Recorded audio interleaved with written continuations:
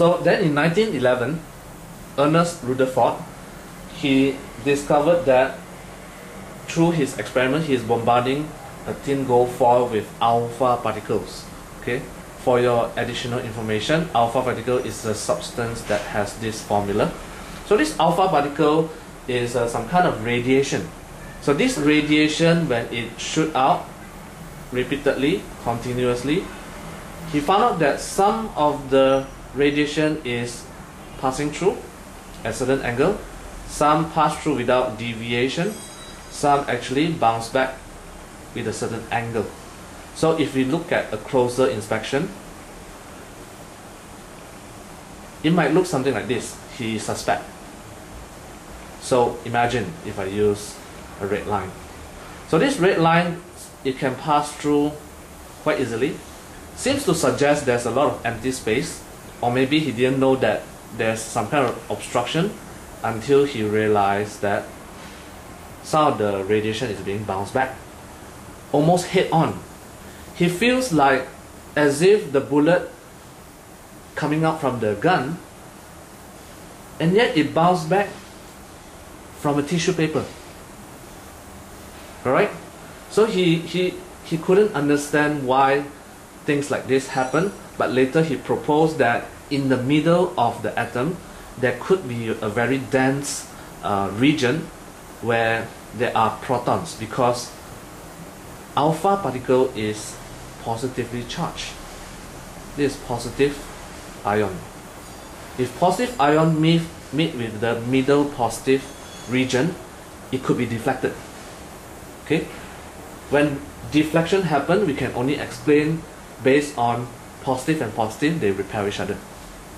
So he suspects in the middle there's a dense region where the positive, where the middle region is actually positively charged as well, because he knows that the alpha particle is positively charged.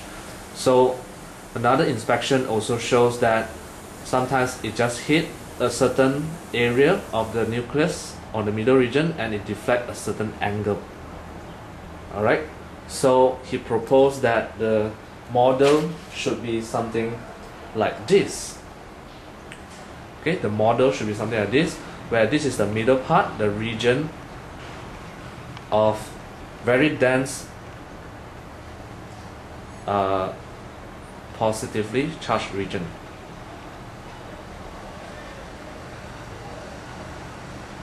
Alright, so this region is positively charged and it's very dense, and other places are simply empty spaces. Okay, he suspects all of these are empty spaces, and for him this could be some kind of electron cloud surrounding the middle region. Okay, so this cloud of electrons consists of many electrons surrounding the positive middle region.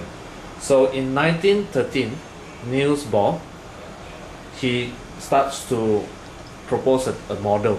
So this model are electrons in the atom arranged in permitted orbits called electron shells surrounding the nucleus. He proposed that this is like our solar system, where the middle part is the sun and the surrounding are different electrons.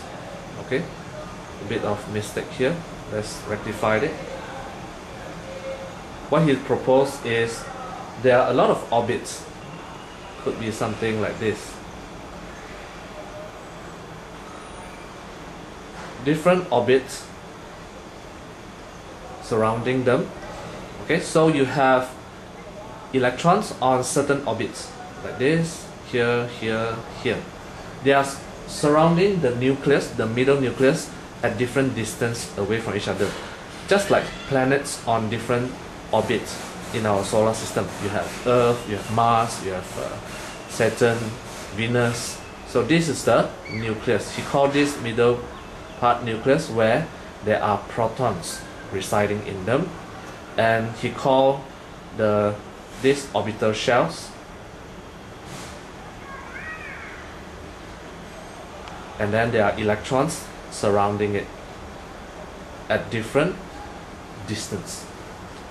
Okay, so in 1932, Mr. James Chadwick extended the idea of Niels Bohr with the discovery of electrically neutral subatomic particle, and he called this neutron. This neutron has almost the same mass as the mass of the proton, and it is residing together with proton in the nucleus. So these neutrons are residing together with proton inside the nucleus, and we use the same model by Niels Bohr,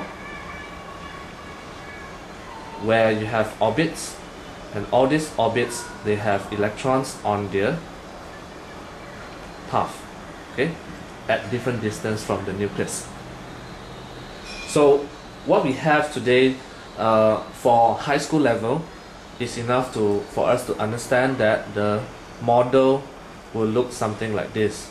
You have middle, nucleus, you have proton and neutron. Different element will have different number of proton and neutron. Let's draw this clearer.